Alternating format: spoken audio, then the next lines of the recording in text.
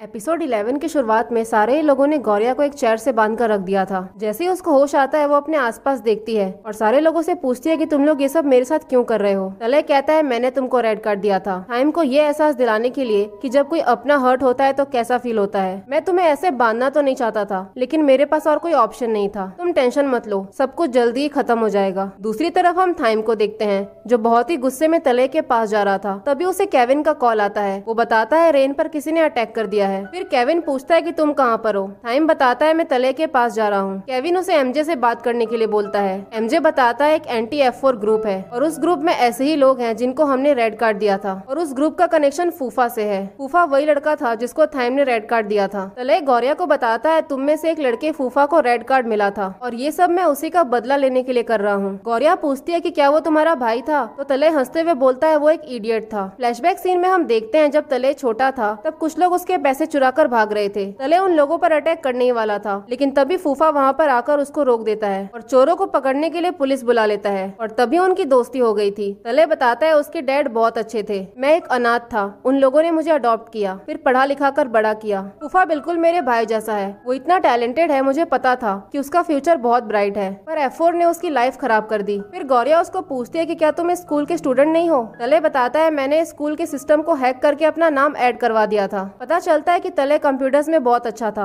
और वो फूफा के डैड के कंपनी में भी यही काम करता था। वहीं के दूसरे वर्कर्स उस कंपनी के पूरे सिस्टम को हैक करने के लिए बोलते हैं। तले चुपके से फूफा को मैसेज कर देता है और तभी वो लोग देख लेते हैं। वो तले को मारना शुरू कर देते हैं। तभी फूफा वहाँ पर आ जाता है। तले उसको पूछता है क्या तुम अकेले आए हो। तले उसको इडियट बोलता है और कहता है तुम्हें अकेले नहीं आना चाहिए था। वर्कर फूफा को भी पकड़ लेता है। वो बोलता है तुम अकेले कुछ भी नहीं कर पाओगे। तो फूफा कहता है तुम्हें किसने बोला कि मैं अकेले आया हूँ। पुलिस के सायरन की आवाज सुनकर वो लोग वहाँ से भाग जाते हैं। भागते वक्त वो लोग फूफा पर अटैक करने वाले थे लेकिन तभी तले बीच में आ जाता है। तले को चाकू लग गया था। फूफा उसको टेप से ब्लीडिंग रोकने के लिए बोलता है तो तले कहता है तुम पागल हो क्या, लेकिन वो जबरदस्ती उसके चोट पर टेप लगा देता है। जब ये सारी बात फूफा के डैड को पता चलती है तो उनको तले के लिए बहुत बुरा फील होता है और वो तले से कहते हैं कि नेक्स्ट सेमेस्टर से तुम भी फूफा के साथ कोचर हाई स्कूल जाओगे। फूफा कहता है तुम्हारे साथ रहकर मुझे सेफ फील होता है। फिर वो तले से उसका ऑटोग्राफ भी लेता है। रेड कार्ड मिलने के बाद फूफा की कंडीशन काफी खराब थी और स्कूल वालों ने सारा ब्लेम अपने ऊपर से हटा दिया था और ये बोल दिया था कि ऐसी कंडीशन इसकी पूल में डूबने की वजह से हुई है। और उस टाइम फूफा के हाथ में तले का ऑटोग्राफ था। इन सब चीजों की वजह से तले को बहुत गुस्सा आ जाता है क्योंकि किसी भी लॉयर ने इस केस को लेने से मना कर दिया था और फूफा के ट्रीटमेंट पर उसके डैड के सारे पैसे खर्च हो गए थे जिसकी वजह से ये फैक्ट्री भी बंद हो गई और ये सारा कुछ F4 की वजह से हुआ है। फिर तले बताता है जब उसने स्कूल में एंट्री ली तो किसी को भी रेड कार्ड नहीं दिया जा रहा था क्योंकि थाइम ने ये सब कुछ बंद कर दिया था। इसलिए मैंने ऐसी लोगों की टीम बनाई जो F4 से नफरत करते थे ताकि मैं उनसे बदला ले सकूं। तुम भी तो उन लोगों के अगेंस्ट थी लेकिन तुमने उनको इतने आसानी से माफ कर दिया। तुम्हें पता है वो लोग कितने बुरे हैं। अभी भी तुम्हारे पास टाइम है,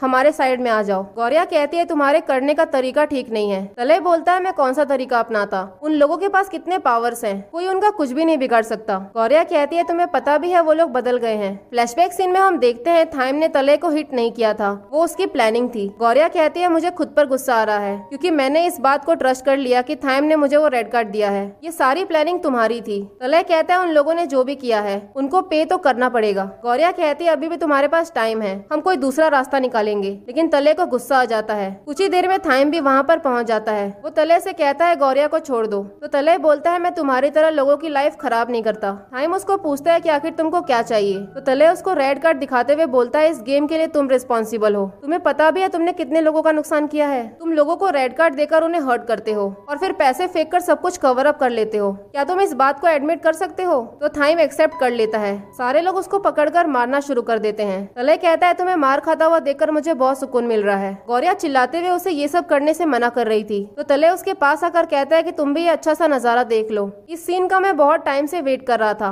और मैं चाहकर भी इसको सोशल मीडिया पर अपलोड नहीं कर सकता। गौरिया बोलती है तुम ऐसे नहीं हो। तले कहता है मैं ऐसा ही था, मैं तुम्हारे सामने अच्छा बनने का नाटक कर रहा था। गौरिया कहती है अगर तुम बुरे होते तो फूफा तुमसे इतना प्यार नहीं करता। वो लोग कंटिन्यूअसली थाइम को मार रहे रहे थे। गौरिया तले से कहती है तुम एक अच्छे लड़के हो। तभी एक लड़का गौरिया को किक करके नीचे गिरा देता है और चिल्लाते हुए बोलता है कि तुम बहुत बोलती हो। वो उसको दोबारा मारने ही वाला था, लेकिन तले एक ग्लास का बॉटल लेकर उसी लड़के के सर पर जोर से मारता है। तले चिल्लाते हुए बोलता है आज मैं बहुत खुश हूँ, और उसके बाद वो थाइम को मारने लग जाता है और थाइम से पूछता है कि क्या तुम कुछ नहीं बोलोगे। थाइम बोलता है अगर तुम ये सब नहीं करना चाहते हो तो मत करो। तले उसे चुप रहने के लिए बोलता है और उसके बाद फिर मारता है। गौरिया कहती है क्या तुम उसको जान से मार दोगे? तो थाइम कहता है मेरी टेंशन मत लो, मैं इतनी आसानी से नहीं मरने वाला। गौरिया उसे फाइट करने के लिए बोलती है। थाइम कहता है अगर मैंने फाइट किया तो मैं हार जाऊंगा। तले उस पर चिल्लाते हुए बोलता है चुप रहो। तो बाकी के लोग तले को रोकते हैं और बोलते हैं अगर तुम नहीं रुके तो थाइम मर जाएगा। तले कहता है अगर ये मर गया तो मुझे और भी अच्छा लगेगा। वो एक स्टूल लेकर थाइम को मारने वाला था, तभी गौरिया अपना हाथ छुड़ाकर भागते हुए आती है और जो स्टूल थाइम को लगने वाली थी वो गौरिया के ऊपर लग जाता है। वो कहती है बहुत हो गया, अब रुक जाओ। तले को अपने ऊपर बहुत गुस्सा आ रहा था, वो रोने लग जाता है। सीन शिफ्ट होता है जहाँ पर गौरिया हॉस्पिटल में थी। तभी उसे होश आता है। कनिंग केविन को बता देती है कि गौरिया को होश आ गया है। वो गौरिया को बताती है तुम काफी दिनों से बेहोश थी। तो गौरिया थाइम के बारे में पूछती है, लेकिन कनिंग कुछ नहीं बोलती। तो गौरिया उठकर चली जाती है और नर्स से थाइम का रूम पूछकर वहाँ पर जाती है। तीनों लोग वहीं पर थे। गौरिया उनसे रोते हुए पूछती है कि क्या तुम लोग मजाक कर रहे हो? अगर मजाक कर रहे हो तो ये बिल्कुल भी ठीक नहीं है। गौरिया रोते हुए थाइम को उठने के लिए बोलती है। वो बोलती है तुम मुझे ऐसे छोड़कर नहीं जा सकते। अभी तो मैंने तुमको बताया तक नहीं कि मैं तुमसे कितना प्यार करती हूँ। तभी हम देखते हैं थाइम बिल्कुल ठीक था और सारे ही लोग हंसने लग जाते हैं और थाइम के जिंदा होने की खुशी में सेलिब्रेट करते हैं। थाइम बोलता है ये मेरा आइडिया नहीं था। तो गौरिया उसे पिलो से मारने लग जाती है। केविन उसे रोकने जाता है तो गौरिया उसे और एमजे को भी मारती है। थाइम उसको रोककर कहता है मैं भी तुमसे प्यार करता हूँ। तो गौरिया उसको मारते हुए बोलती है ये टाइम ऐसी बातें करने का नहीं है। सारे लोग खुशी से एक दूसरे के साथ मस्ती कर रहे थे। लीटा उन लोगों की बातें सुनकर वहाँ से चली जाती है और फ्लावर्स भी डस्टबिन में डाल देती है। सारे लोग अपने अपने घर चले जाते हैं। फिर केविन कनिंग को अपनी गाड़ी में ड्रॉप करने के लिए जाता है। केविन उसको पूछता है क्या तुम कभी स्पोर्ट्स कार में नहीं बैठी हो? तो कनिंग कहती है मुझे समझ में नहीं आता कि लोग इतनी महंगी गाड़ी क्यों खरीदते हैं। केविन उसको कहता है मैं तुम्हें दिखाता हूँ कि क्यों खरीदते हैं, और उसके बाद वो गाड़ी की स्पीड बढ़ा देता है। कनिंग जोर से चिल्लाती है। केविन उसको पूछता है कि तुम्हें मजा तो आया ना? कनिंग कहती है मुझे लगा कि आज मैं जिंदा ही नहीं बचूंगी। तभी केविन उसे फ्लावर्स बनाने के अपने फैमिली पैटर्न देता है जिससे कनिंग के काम में हेल्प हो सकती थी। कनिंग कहती है देखकर लग रहा है ये काफी मुश्किल है। केविन कहता है तुम टेंशन मत लो, मैं तुम्हारी हेल्प करूंगा। कनिंग बाय बोलकर वहाँ से निकल जाती है। तभी केविन थाइम को मैसेज करके पूछता है कि आगे क्या करना है। थाइम कहता है मुझे तुम्हारी हेल्प चाहिए। इस तरफ रेन ने भी पता लगा लिया था कि फूफा कौन से हॉस्पिटल में एडमिट है। तभी तलय आकर पूछता है कि तुम करना क्या चाहते हो। रेन बोलता है हमने जितने भी लोगों को हर्ट किया है हम सारे लोगों को सॉरी बोलेंगे, लिस्ट में फूफा भी है।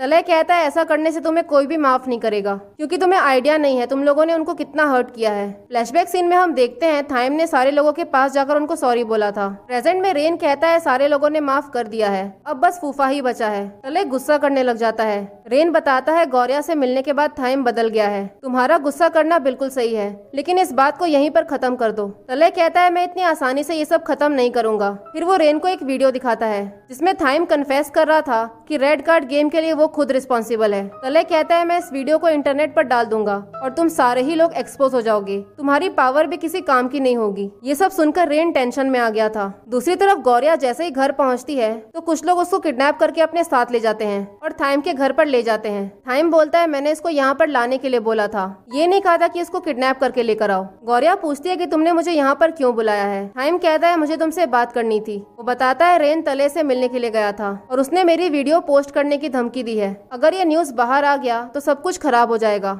मेरी लाइफ पहले जैसी नहीं होगी। गौरिया उसको पूछती है कि अब तुम क्या करोगे। फ्लैशबैक सीन में हम देखते हैं तले से फोन लेकर थाइम ने खुद उस वीडियो को पोस्ट कर दिया था। प्रेजेंट में गौरिया उसको मारते हुए पूछती है कि तुमने ये सब क्यों किया। थाइम कहता है मुझे नहीं पता कि अब क्या होने वाला है। गौरिया जैसे ही इंटरनेट पर सर्च करती है तो उसे वहाँ पर कुछ भी नहीं मिलता। थाइम कहता है ऐसे कैसे हो सकता है, मैंने खुद उस वीडियो को पोस्ट किया था। तभी गौरिया के पास तले का वॉइस मैसेज आता है। वो गौरिया से सॉरी बोलता है और कहता है अब मैं F4 के अगेंस्ट नहीं हूँ, तुमने मुझे समझाया उसके लिए थैंक यू। और थाइम को बोल देना अगली बार वीडियो पोस्ट करने से पहले चेक कर ले, वो वीडियो मैंने ओनली मी पर सेट की थी, जो कोई दूसरा देख नहीं सकता। ये सब सुनकर गौरिया चैन की सांस लेती है। दूसरी तरफ हम तले को देखते हैं जो फूफा से मिलने के लिए आया था। फ्लैशबैक सीन में हम देखते हैं फूफा ने तले से कहा था जब कोई अपनी गलती के लिए माफी मांग रहा है तो उसे माफ कर देना चाहिए और उसे भी सुधरने का एक मौका देना चाहिए। इस तरफ थाइम कहता है मैं जानता हूँ मैंने बहुत गलत किया है, लेकिन मैं सब कुछ ठीक कर दूंगा और एक अच्छा इंसान बनने की पूरी कोशिश करूंगा। गौरिया कहती है जो भी प्रॉब्लम्स आएंगी हम दोनों साथ में फेस करेंगे।